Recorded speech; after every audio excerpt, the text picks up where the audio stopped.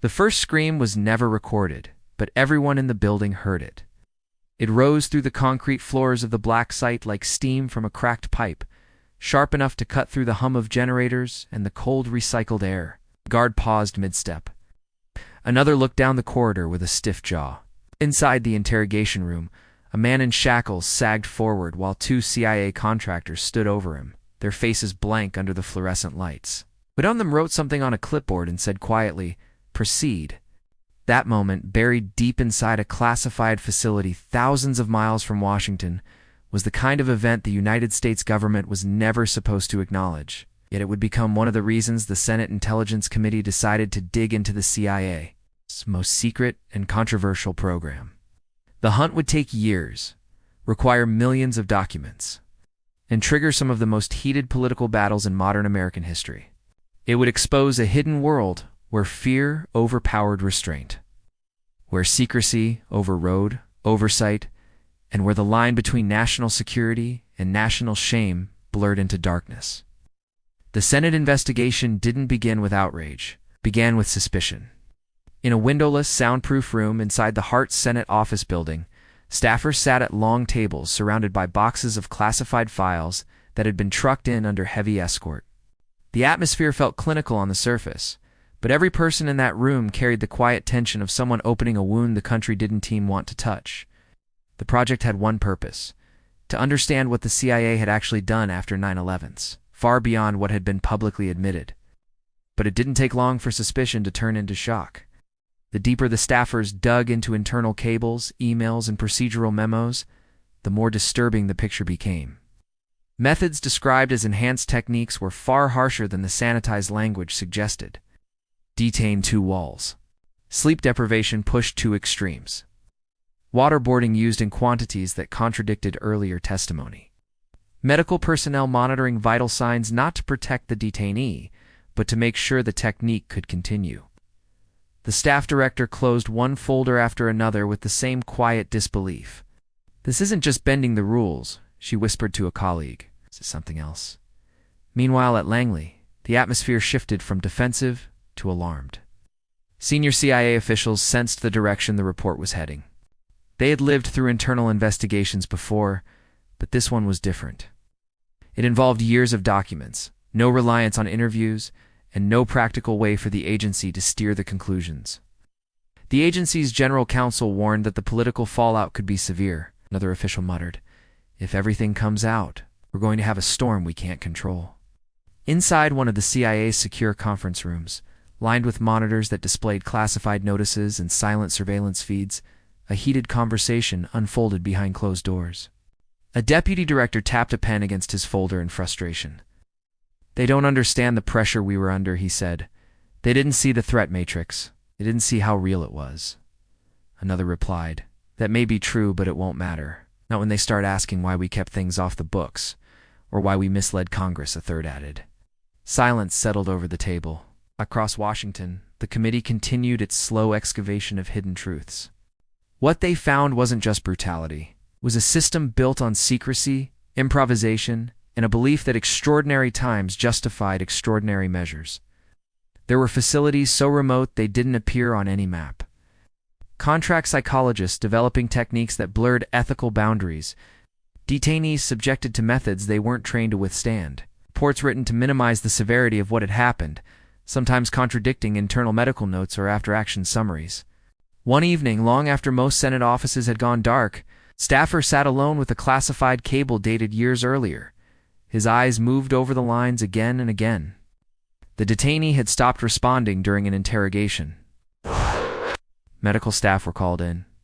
The document noted that the individual had been revived. Single sentence at the bottom read, "Subject considered non-responsive, but interrogations will continue." The staffer leaned back, feeling a cold shiver move up his spine. By year 3, tension between the CIA and the Senate had reached a breaking point. Committee members felt the agency was withholding documents. The CIA believed the committee was overreaching. Then something happened that pushed the conflict from political dispute to confrontation. Committee staff discovered that CIA personnel had accessed their secure computer network without permission. They claimed the agency had monitored or removed files related to the investigation. When the news broke, Even lawmakers accustomed to Washington's games froze in disbelief. It was a rare moment where the intelligence community and Congress collided directly, each accusing the other of crossing a line. Behind closed doors, Senator Dianne Feinstein met with her team. Her voice was calm but firm. If they think we're backing down, they're mistaken. A staffer replied, "They're calling it a misunderstanding." "It wasn't," she said. "We're going to say so." When Feinstein delivered her now famous speech on the Senate floor, the room was silent. She outlined the CIA's actions, defended the independence of the investigation, and spoke with a clarity that cut through years of secrecy. At Langley, officials watched the broadcast in stunned quiet. Some shifted uncomfortably. Others stared blankly at the screen. One senior officer murmured under his breath, "We've lost control of this." The White House tried to walk a careful line, caught between supporting the intelligence community and recognizing that the Senate investigation wasn't going away. National security advisors held urgent meetings, weighing the political risks of releasing the report against the moral cost of suppressing it. Lawyers debated classification issues late into the night. Public relations teams drafted statements that were rewritten repeatedly. Every sentence felt like a potential flashpoint. The negotiations dragged on for months. The CIA pushed back against what it claimed were inaccuracies.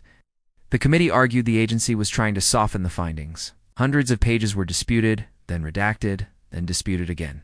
The report that had once been a political headache had become a symbol of the country's struggle with its own conscience. When the executive summary was finally released, even in its heavily redacted form, it hit Washington like a shockwave. News anchors spoke in low, somber voices. Headlines filled with words that made Americans wince: rectal feeding, unapproved techniques, misrepresentation to oversight bodies. The public reactions ranged from outrage to disbelief. Families of 9/11's victims were torn. Former agency insiders defended the program. Civil liberties groups demanded accountability. Ordinary citizens across the country asked the same question: how could this happen? But inside the intelligence community, the release landed differently. Some officers felt betrayed. Others felt relieved. A retired interrogator who had worked in a black site watched the news from his living room, his hands clasped tightly. "We did what we thought the country wanted," he said to his wife. "But maybe we were wrong." The report also revealed that the program had produced far less actionable intelligence than originally claimed. Some detainees had fabricated information just to make the pain stop. Others had been held based on mistaken identity or unreliable accusations. The narrative that harsh methods had prevented major attacks began to crumble. And in that collapse lay the most unsettling question of all. If the program had indeed been necessary, what had all the suffering been for? While the political world battled over interpretations, the human cost lingered quietly in the background. Former detainees lived with trauma that would never fully heal. Some struggled to sleep. Some avoided enclosed spaces. Some never regained trust in any authority.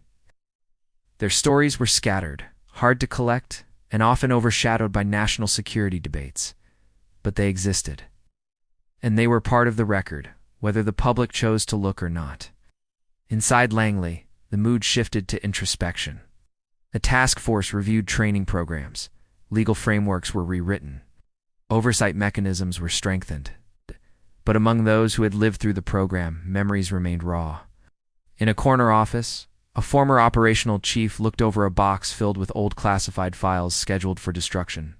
He closed the lid and whispered, "History won't understand why we did what we did. Maybe it shouldn't." Years later, scholars, journalists, and citizens still debate the meaning of the report. Some see it as a necessary confrontation with the country's darkest impulses. Others believe it weakened intelligence capabilities.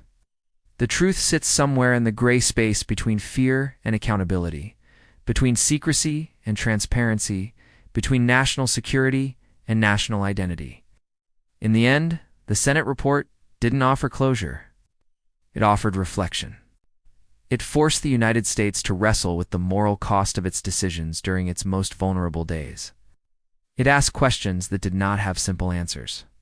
And as the controversy faded from headlines but not from memory, one haunting reality remained. In the rush to defend the nation, the country crossed lines it once believed it would never cross. The shadows of those choices still linger in classified archives, quiet hallways, and the memories of those who witnessed them.